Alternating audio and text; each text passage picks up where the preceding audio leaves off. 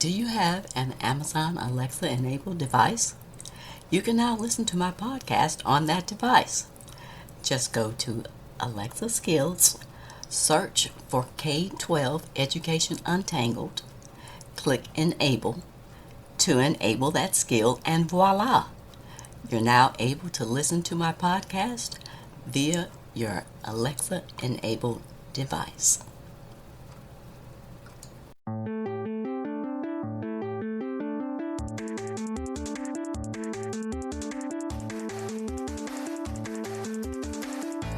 Welcome to another episode of K-12 Education Untangled.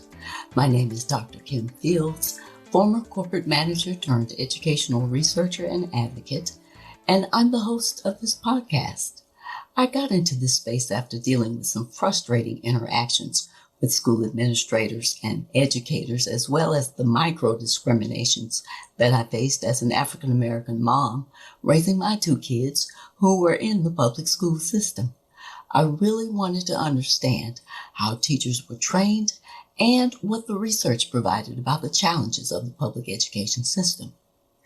If you're looking to find out more about current topics in education that could affect you or your children, then you're in the right place. In today's episode, I will review another book from the banned book list, The 57 Bus, a true story of two teenagers and the crime that changed their lives, by Dashka Slater.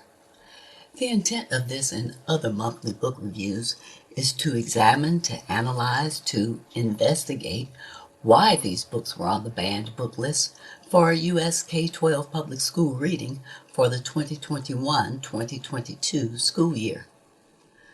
I'll continue to review these books until I complete the list of books that you're most interested in and that resonate with you. We only have one more book to go. The main characters in this book are Sasha, an agender teenager, Michael, Sasha's best friend, Richard, Sherry, Lloyd, and Janine, Richard's mother. The setting is in East Oakland, California in 2013. Here's my summary of the book.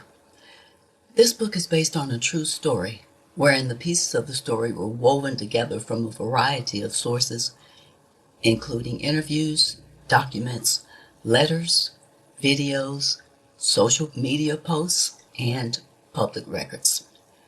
Sasha, sitting near the back of the bus, is wearing a t-shirt, a black fleece jacket, and a gauzy white skirt. Sasha is a senior in high school. Richard is a 16-year-old junior at Oakland High School, and he was goofing around on the bus. Oakland's per capita rate of violent crimes in 2013 made it the second most dangerous city in America. Richard lived in East Oakland, where the bulk of the city's murders happened and where the schools were shabbier, the test scores lower, and there were also more liquor stores and fewer grocery stores. The 57 bus traversed an 11-mile path from one end of the city to the other, crossing through the middle-class foothills where Sasha lived and where Richard went to school, and then terminating in the neighborhood where Richard lived. The two teenagers' journeys overlapped every afternoon on the bus for a mere 8 minutes. If it had not been for the 57 bus, their paths might never have crossed at all. Sasha refers by the pronoun they. As a young child, age 7, Sasha was diagnosed with Asperger's syndrome, which is on the autism spectrum.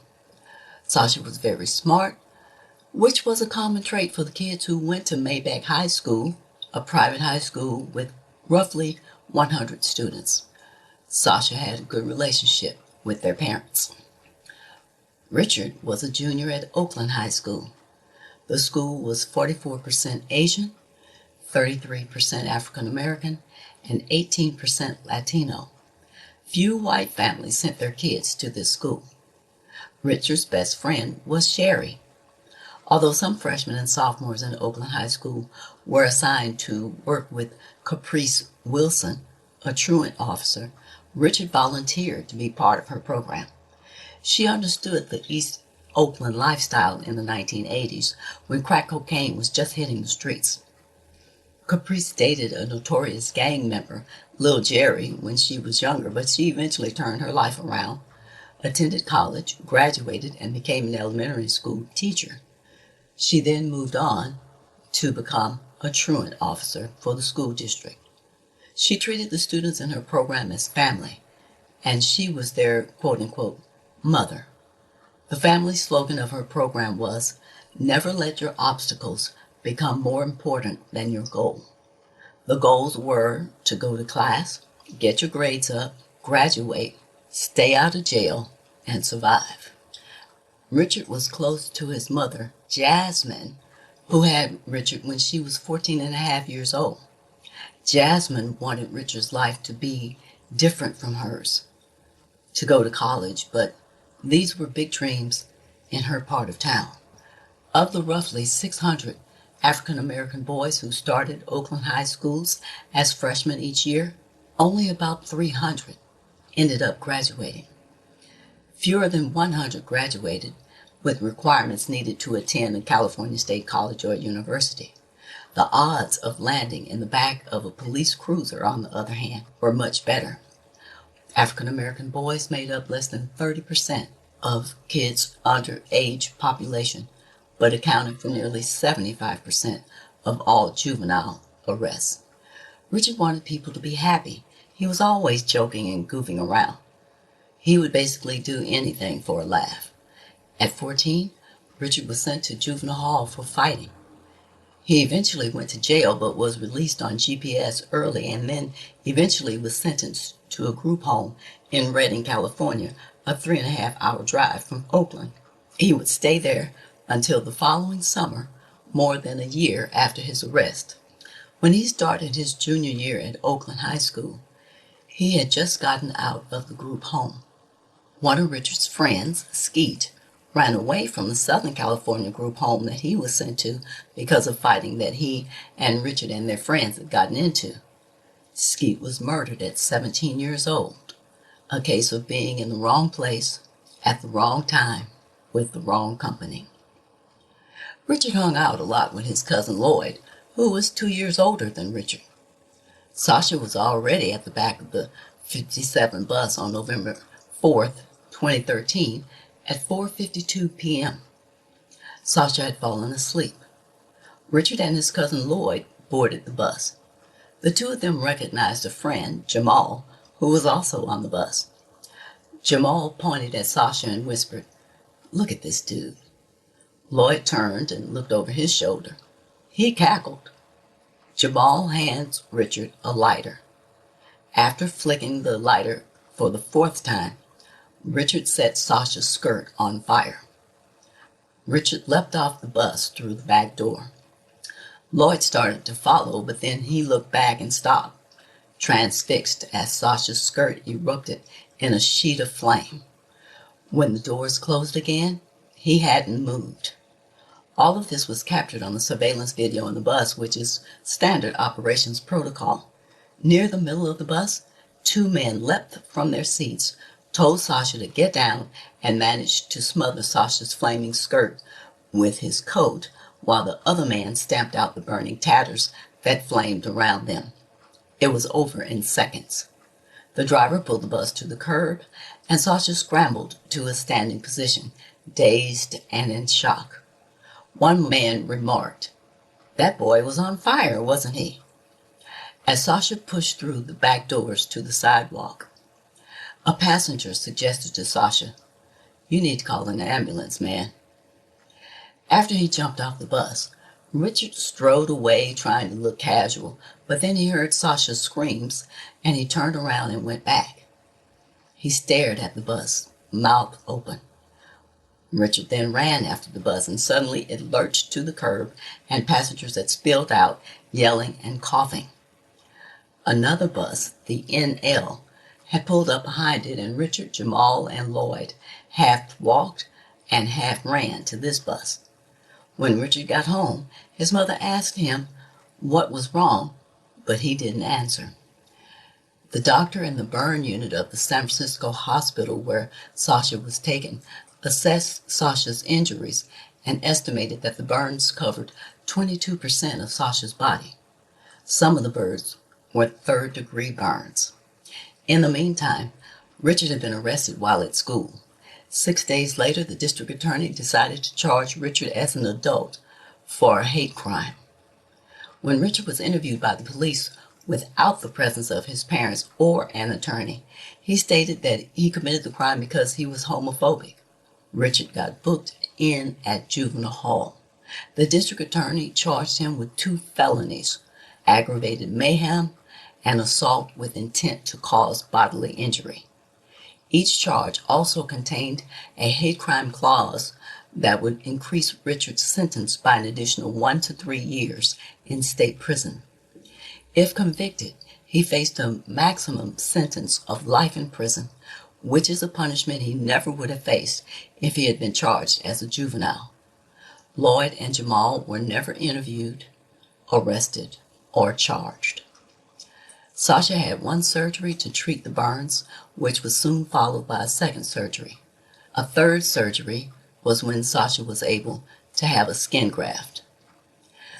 Richard wrote 2 letters to Sasha asking for forgiveness, but his lawyer wouldn't send them until the case was resolved. It would be 14 months before Sasha read those letters. Sasha was released from the hospital 23 days after the fire, and things were starting to return to normal because Sasha was starting to hang out with friends again. Fall turned into winter, winter into spring, and spring into summer. Sasha was getting ready to go off to college at MIT, and Richard was going through the process of the legal system's multiple hearings. It was now September of 2014, nearly a year after the fire, and the case still wasn't settled. In October of 2014, the district attorney's office rejected a plea deal of 5 years and instead proposed 7 years in state prison. Richard signed the plea deal.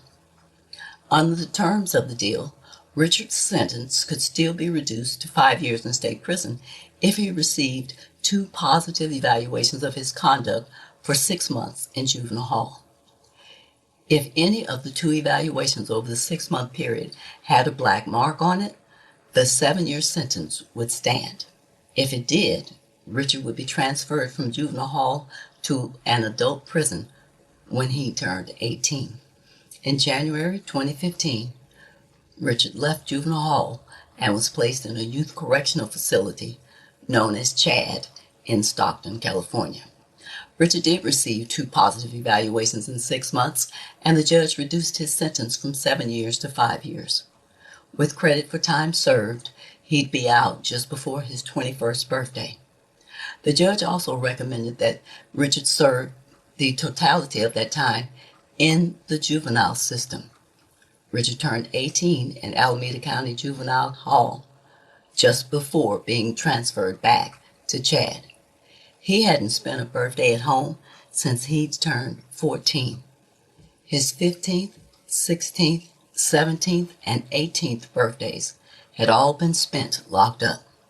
Richard did manage to earn his high school diploma while he was at CHAD, and Sasha decided to major in urban planning at MIT because of a love for buses. Here are my overall impressions of this book. The book does have a few accolades. It's a New York Times bestseller, a Stonewall Book Award winner, Mike Morgan and Larry Roman's Children's and Young Adult Literature Award, and a YALSA Award for Excellence in Nonfiction for Young Adults finalist. This was the 9th book that I've reviewed from the K-12 banned book list. This book tackles the topic of a hate crime perpetuated against a protected class. The title of the book certainly draws your attention and curiosity. Despite the intrigue of the story, the author spent an inordinate amount of time providing definitions, examples, scenarios in order to substantiate a non-binary decision and lifestyle of the main character, Sasha. The story could have been told in a much more condensed, yet compelling way without all of the sideline positioning for a chosen lifestyle. Thank goodness the chapters were short. The gender references were confusing and the explanations unnecessary. I think the readers would have gotten the background of the main character's gender-neutral life and relationships just by describing Sasha as non-binary. Roughly 20% of the book was devoted to this unnecessary, long explanation and background for Sasha, the apparent audience that the author wanted to reach. The author spent an entire chapter explaining how the teenage brain worked, how teenage emotions have gone into hyperdrive via the limbic system, yet reason and logic were slower to catch up as they were activated in the prefrontal cortex, the part of the brain responsible for reasoning, planning, and deliberation. Teens are more likely to make decisions with the limbic system rather than from the prefrontal cortex, especially in the presence of peers.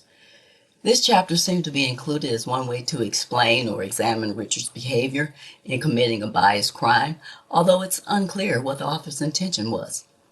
The author also included irrelevant chapters like the one about a petition on We the People website to bring the issue of non-binary gender to the government's attention. This had nothing to do with the incident. It seems as if the author is standing on a soapbox promoting a particular lifestyle. It just doesn't add to the story. Or the chapter devoted to Chad Juvenile Facility and the history of how the facility was run 10 years ago and how it changed in 2015. Interesting, but irrelevant. Additionally, the author chose to include a chapter on some gender neutrality milestones to support her point about an alternative lifestyle. Again, an unnecessary inclusion that had nothing to do with the story. She also chose to include a chapter on statistics of the U.S. juvenile incarceration based on figures currently available as of 2016. Good to know. However, the numbers speak for themselves, yet they're available within a number of sources outside of this non-fiction book. I think this book should have been banned simply because of the way the author overemphasized an alternative lifestyle community. This book does not address all young adults, just those of a particular lifestyle. The sadness and the reality of the crime that was committed could possibly relate to young adult readers. However, it was overshadowed by a lot of extraneous storytelling. If this is the type of subject matter and discussion that resonates with you, please follow my podcast on whatever service you're listening to this. Also, I'd love to hear from you, so please leave me a rating, a review, or a comment on Apple, Spotify, or Podchaser. If you like this podcast, the best way to support me and help me grow it is by leaving a review. This helps my rankings and entices other people to listen to the show. And share this episode with anyone that you think would find it valuable. Be sure to tell your friends, family, and community about my podcast. I'd really appreciate it if you would recommend my podcast to a friend directly on Twitter and to mention my show in your tweet. Additionally, connect with me on Instagram, Facebook, with the handle Kim J. Fields. Thanks for listening today. I hope you'll come back for more K-12 educational discussions with even more exciting topics to untangle. Until next time, aim to learn something new every day.